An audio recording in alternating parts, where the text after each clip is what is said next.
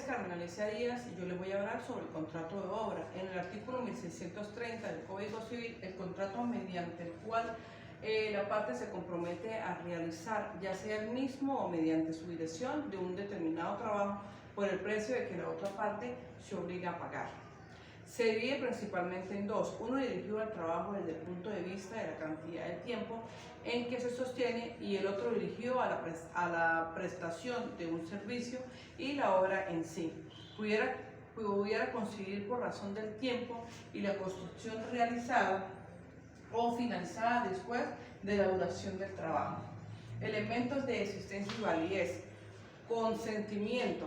Al igual que todos los contratos en general, es indispensable para el mismo que exista una voluntad expresa, capacidad y poder. Debe existir el poder para ejecutar en nombre de otro la acción, objeto y causa.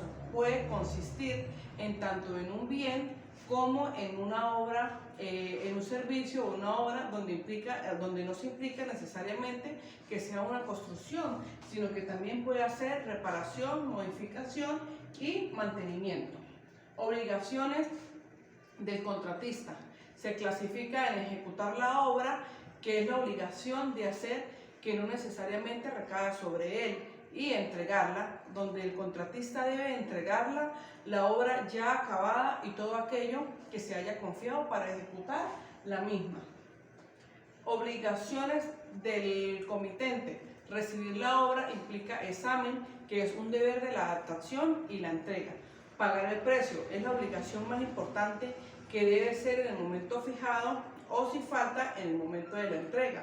Extinción: se extinguen por las causas de extinción comunes en todos los contratos. Desistimiento del comitente: puede ser por su manera de voluntad desistir de la obra, o la muerte del contratista, que es una forma de extinción del contrato, donde generalmente él es de carácter iustitus personae. La ley de contrataciones públicas, que rige siempre que el comitente sea el Estado, ya que se manejan por dicha ley especial y respecto al contrato de obra que se celebra con la administración, donde existen dos grandes categorías. La primera es mediante licitación y la segunda un concurso abierto y cerrado.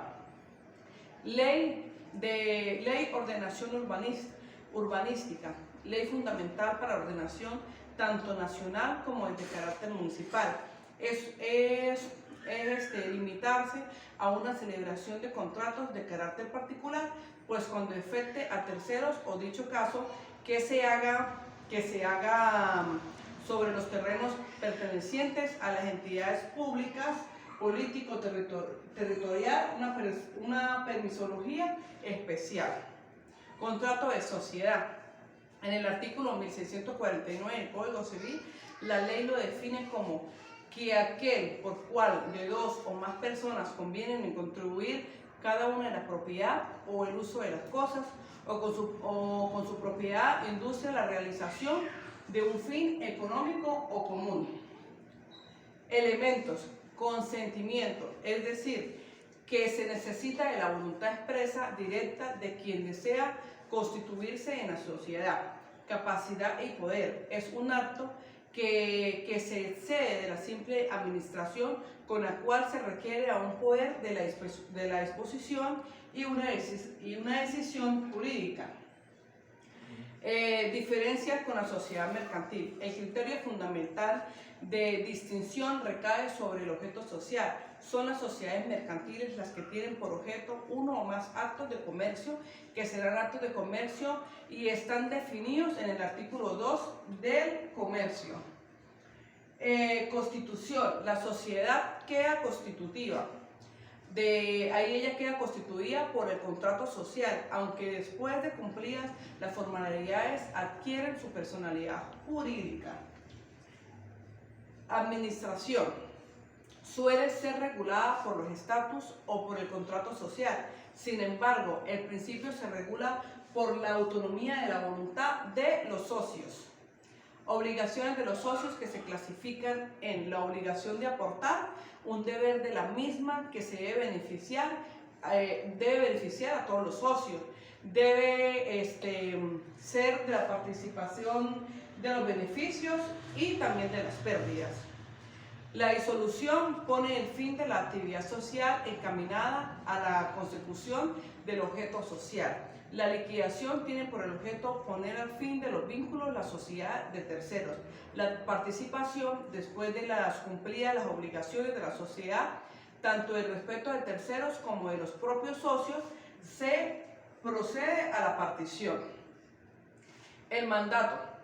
El mandato en 1684 del Código Civil es un contrato por el cual una persona, donde el mandatario se obliga gratuitamente o mediante el salario de ejecutar uno de los más negocios por la cuenta de otra. De otra donde el mandante que la ha entregado de ellos. Elementos de existencia. Es el consentimiento donde puede ser expreso o tácito su aceptación, donde puede ser tácita y resultar la ejecución del mandato por el mandatario. Capacidad. Por parte del mandante requiere la misma capacidad que se requiere para realizar el acto propio del mandato. Respecto al mandatario. Objeto. El mandato puede hacer nacer obligaciones para ambas partes de cada una, de cualquiera, donde tiene por objeto propio o el objeto del mandato, que es el acto jurídico. Efectos, obligaciones de las partes. El mandatario, obligación de ejecutar el mandato, obligación de mantener informado al mandante, obligación de no hacer contraparte, obligación de rendir cuentas, obligación de abandonar el mandante lo recibido en la virtud del mandato, la obligación de resistir